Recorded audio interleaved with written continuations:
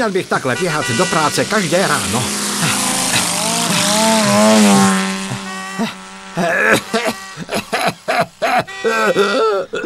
Oh, hej, Gadget, noho, pomáhej.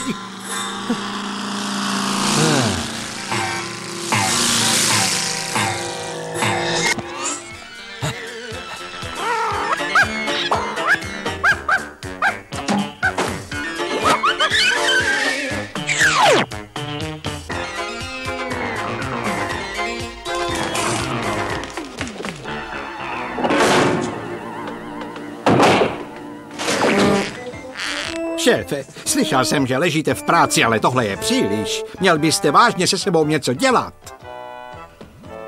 Gadgete, díval jsem se do vaší složky a zjistil jsem, že máte mít ještě pár dní volno. Šéfe, nemohl jsem si vybrat lepší chvíli. Zrovna jsem vyhrál týden v nově postavených lázních. Nechcete jet se mnou? Alespoň byste si odpočinul od kanceláře. Ne, Gadgete, máte rozkaz jet na tu dovolenou. Potřebuji si odpočinout, rozumíte mi? Jak si přejete, šéfe? Konečně, aspoň nějaký úkol, který mi nevybuchl do tváře. A mimochodem, šéfe... To je zvláštní. Ještě před chvilinkou tu byl.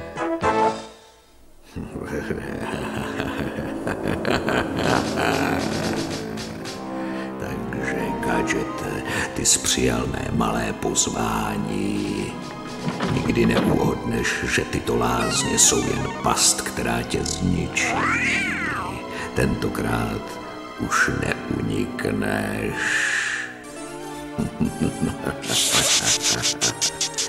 Na zdraví, inspektore Gadgete.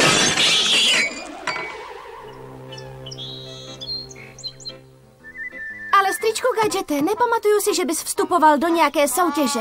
To je to krásné na moderních loteriích. Každý má šanci. Asi vytáhli moje jméno z klobouku. To zní podivně. Dávej pozor, stričku.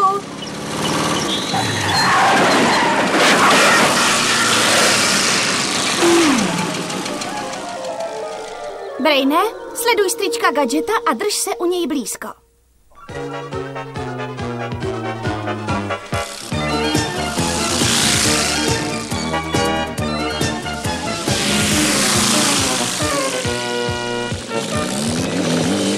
A jejda, mám podezření, že mě někdo sleduje. Vypadá to na zlé agenty.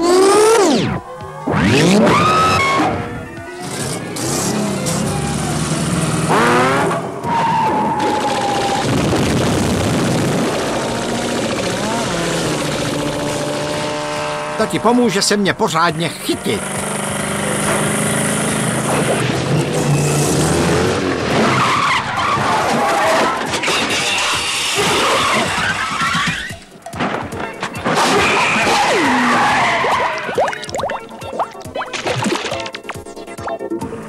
Jeden zlý agent vyřízený.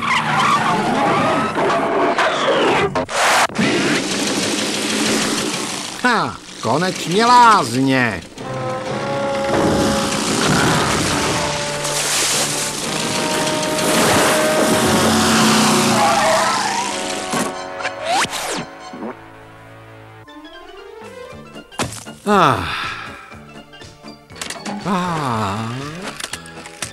Jejda. Dobrý den. Jmenuji se Gadget. Neptejte se mě, čím se živím, protože je to přísně tajné a stejně bych vám to neřekl. Já jsem madam a mám na starosti váš program. Jsem si jistá, že se vám tu bude líbit. Jsme vám plně k službám. Jste v současné době naším jediným hostem, takže dostanete extra kůru. To je od vás milé, madam. Jsem si jistý, že veškerá vaše péče bude dokonalá. Kde začínáme? Začneme tělocvičnou? Skvělý nápad. Nedivím se, že to tu vedete. Chci vám říct, že na halové sporty jsem expert.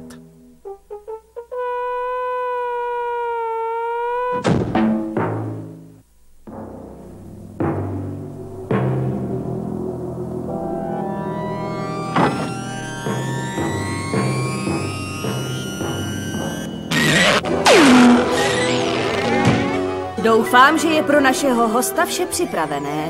Víte, že jsem mu slíbila zvláštní péči.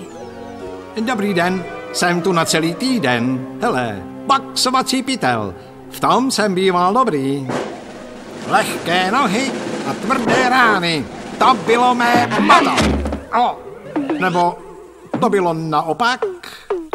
Myslím, že muž s vašimi svaly by měl spíš vyzkoušet čínky. Divím se, že jste si všimla. Toto tělo je dokonalý stroj, schopný vyvinout neuvěřitelnou sílu. Vidíte? Co jsem říkal, madam? Je to dokonalý stroj.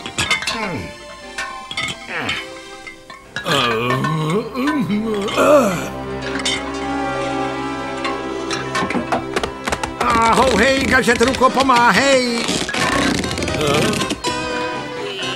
Jejda.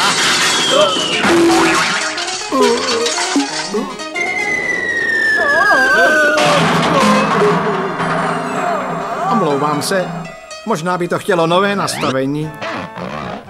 Budu muset říct mechanikovi, aby se na to podíval. Teď otestujeme vaše reflexy. Chytejte. Děkuji. Říkají, že ruka je rychlejší než oko, ale gadget ruka je ještě rychlejší. No.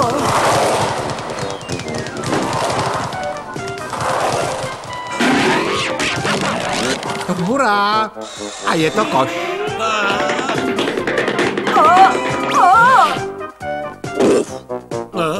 No.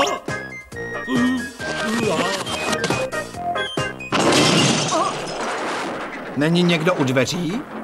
Ne, to nic. Tohle vypadá zajímavě, k čemu to je?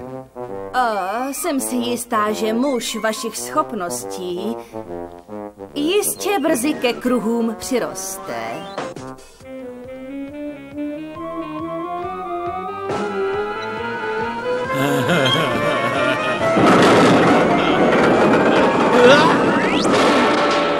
O, máte pravdu, je to hračka.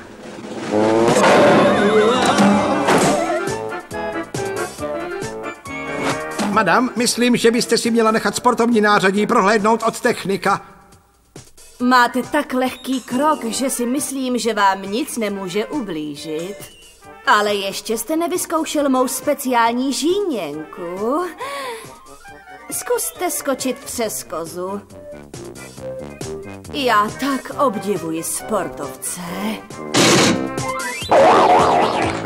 Ha! Tada! Měl jsem vás varovat, madam. Mám nefér výhodu. Díky mým schopnostem doskočím dál než 10 lidí najednou.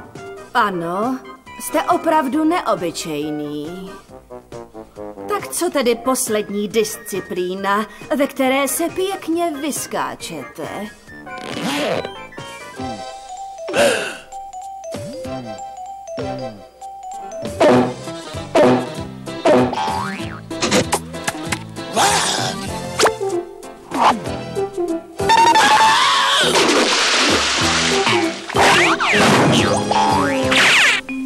Není nic lepšího, než si pořádně zacvičit a dát se trochu dokupy. Samá práce, málo zábavy a za chvíli bych byl jako balon. Vaše tělo už vypadá docela dobře. Poslední, co potřebujete, je pořádná parní lázeň, aby si vaše svaly odpočaly. To zní báječně. Já vždycky říkám, trocha páry, žádné čáry.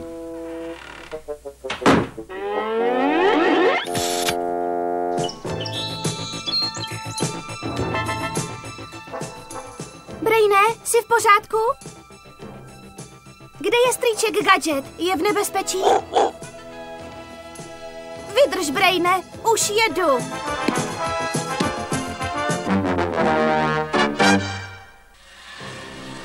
Je vám dost horko, pane Gadgete? No, možná byste mohli trochu spustit klimatizaci. A co teď? To je mnohem lepší. Dohlédněte, aby bylo o našeho klienta dobře postaráno. Můžete se spolehnout. A doktor Klo s vámi chce mluvit. Opravdu?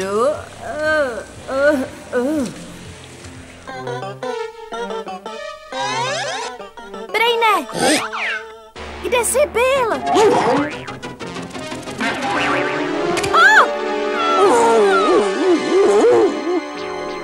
Tentokrát z toho gadget nevyvázne, to vám slibuji. To tedy doufám. Začínám ztrácet trpělivost. Kdo je? Podívejte se, Hele, podívejme, co to tu máme. našel jsem ji, jak tu čmuchá. A co s ní mám udělat?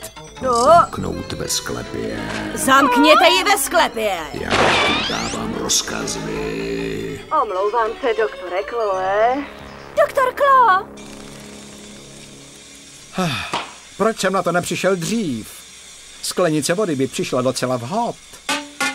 Haló, pokojová služba? Haló? Haló? Toto jsou velmi silné dveře. Vyrobil je na zakázku můj děda. Omlouvám se, že vás ruším, ale nikdo nebral hotelový telefon. Prosím, přineste mi sklenici studené vody. Teď bych chtěl vidět, jestli to zkusí zase otevřít.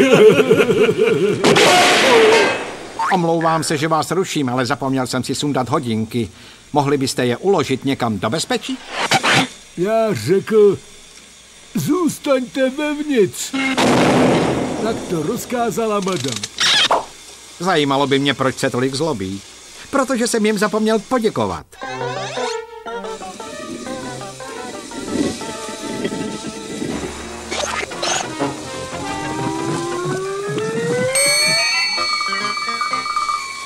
Viděli jste to, co já? Jo, chodící kytka. Kytky nechodí. Rychle za ním!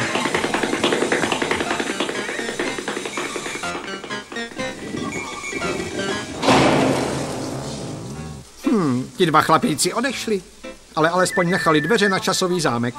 No nevadí, teď si trochu zacvičím. Madam? Kam pak asi zmizel? No to netuším. To ne! Gadget unikl! Musíme to říct, madam, než to zjistí sama. Hele, co pak to tu máme? Tělocvičná. Od té doby, co jsem byl malý, se hodně věcí změnilo. Raz, dva, raz, dva.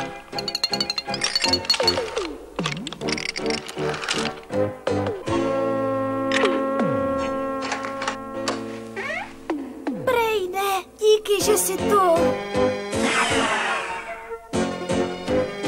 Takže, gadget je v mučírně, tak teď to s ním na dobro skončím. 102, 103, 104. Madam, rád vás vidím. Musím se přiznat, nikdy jsem neviděl podobnou tělocvičnu. A dost pravděpodobně je to ta poslední, kterou kdy uvidíte. Nechcete zkusit tohle? No, proč ne?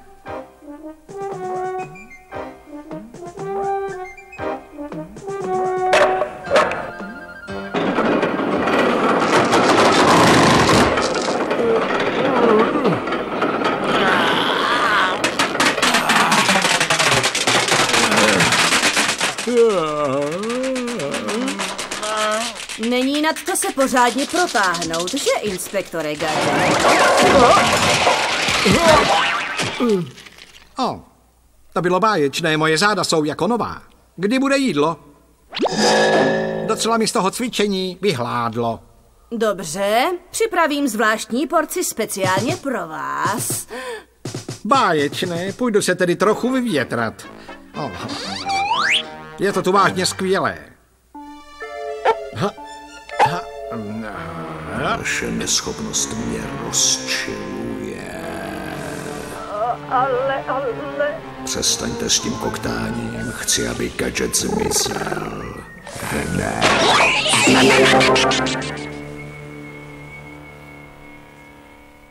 Kam šla?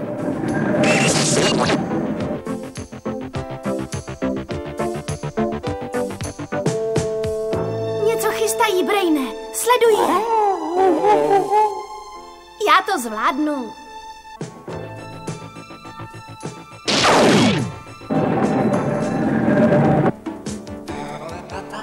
Je skoro čas na večeři. Gadget by měl mít hlad. Hlavně dej ten jed na všechno, co Gadget bude chtít jíst. Nebojte, stačí jediná kapka a z Gadgeta bude bezbrané kuře. Tak co bude s večeří? Mám hlad? Támhle je.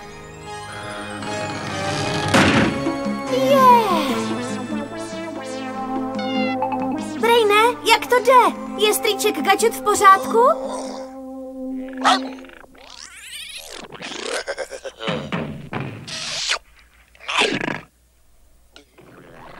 Oni ho chtějí otrávit? Drž se u něj a zabraň mu v tom, aby se najedl.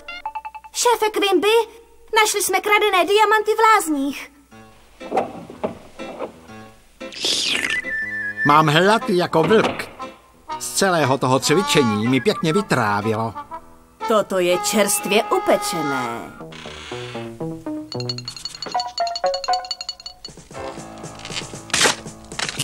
Dejte si náš speciální chléb.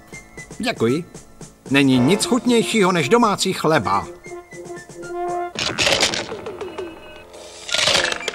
Opravdu velmi křehký.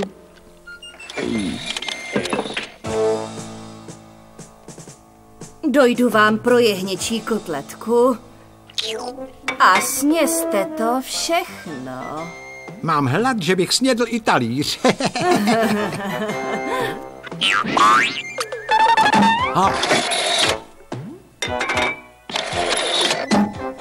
Hej, Gadget, krku pomáhej. Inspektore, taky jak se cítíte? Vy už jste to snědl? Bylo to fakt skvělé. Přinesla jsem vám ještě trochu salátu.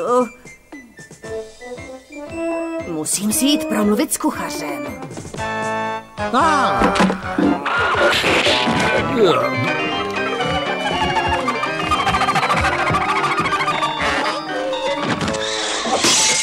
Salát vám nechutnal? Jen jsem si ho míchal. Dáte si kousek ovoce?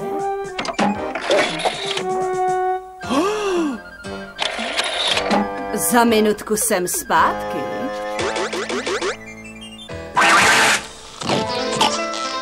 Au!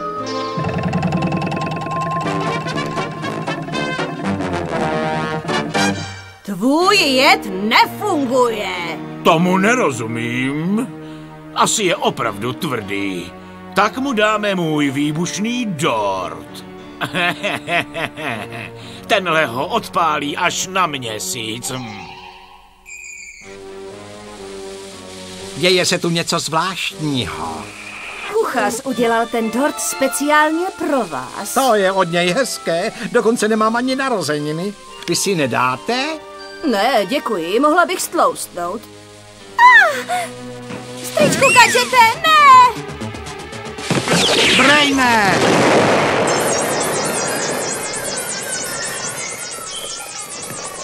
Jejda.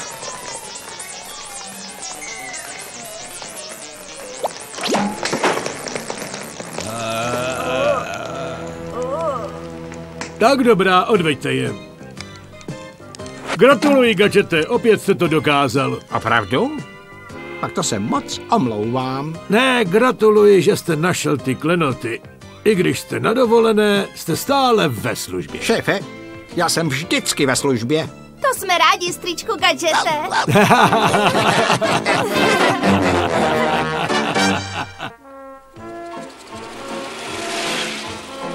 A co budeš dělat teď ve zbytku volna, strýčku? Asi si půjdu trochu odpočinout do města.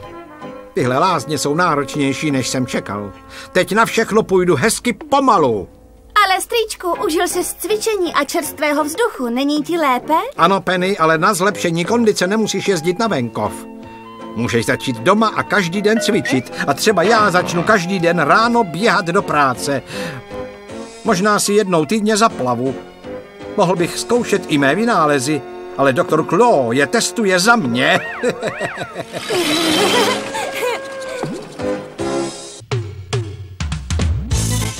Na českém znění spolupracovali Zdeněk Rumpík, Stanislav Lehký, Kristýna Jelínková, Alexandr Postler, Radek Svoboda, Oldřich Weissar, Marcela Bartová a Petr Dohnal. Českou verzi vyrobila Řitka Video v TV agentuře v roce 2009.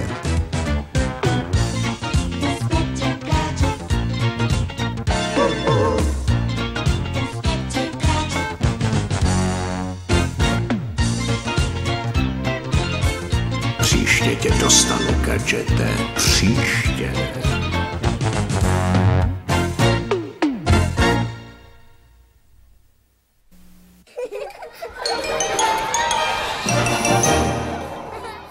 Fox Kids, Fox Kids, Fox Kids, Fox Kids, Fox Kids.